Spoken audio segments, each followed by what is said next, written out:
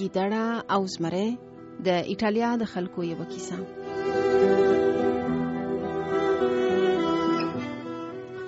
د زمري غبرګې پښې د تیږې په چاود کې بندې وې.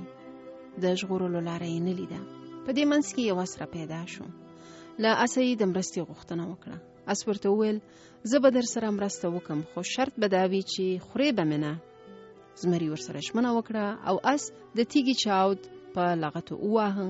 چاود لوی شو او زمری ورڅخه راووت. زمري له راوتو سره سم د آس د خوړلو نیت وکړ.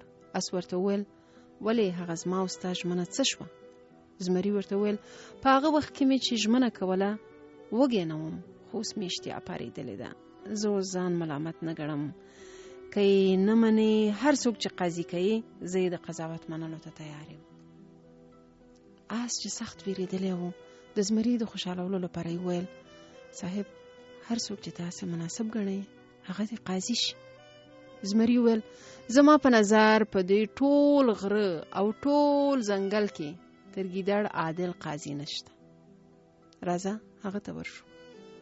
ګیدړ چې د دوی کیسه واورېده ورته یې وویل د سم قضاوت لپاره خو پکار ده چې هغه ځای او هغه حالت په خپلو سترګو ووینم. زمري ومنله او اوس هم له ناچارۍ ورسره روان شو.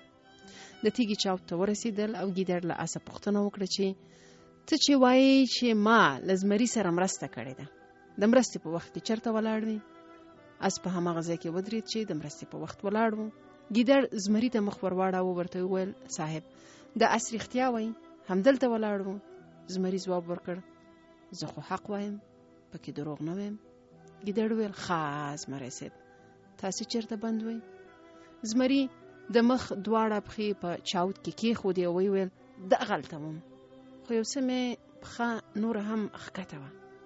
ګیدړ وویل مثلا څومره ښکته وه؟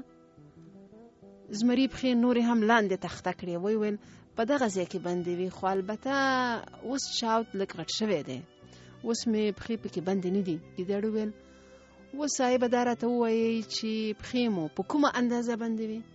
زمري په چاود کې په پښو نور زور هم راوړو او چې پوره بند شو ګیدړ ته یې وویل دقسې بند وم. ګیدړ آس ته مخ ور واړاوه. اوس ته راته ووایه چې څنګه دې راوایست؟ آس لوړې ته وخوت او له هغه ځایه یې په زمري باندې تیږې راخطا کړې. ګیدړ ور باندې آواز وکړ په غټه یې وله آفرین. زمري د خدای پارۍ چغې وهلې او ګیدړ ته یې وویل ته خو ډېر ښه قاضي وې، همیشه به دې عدالت کاوه، اوس ولې؟ ګیدړ ورته وویل چې ته آزاد او زورور وې، ما هغه څه کول چې تا ته عدالت ښکارېدل. اوس چې د زور نه چلیږي، زه هغه څه کوم چې دنیا ته عدالت ښکاري.